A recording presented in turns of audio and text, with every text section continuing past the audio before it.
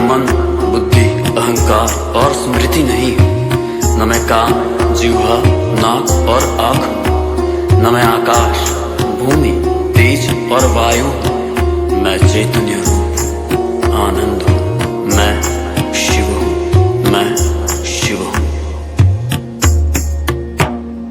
न च प्राण संज्ञो न वै पंचवायु न वा सप्त धातु न वा पंचकोश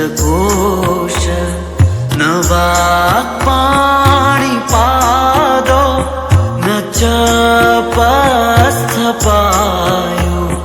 चिदानंद रूप शिवोऽहं शिवोऽहं।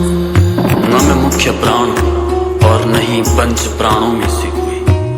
न मैं पंच धातुओं में से कोई हूँ और न ही पंच कोशों में से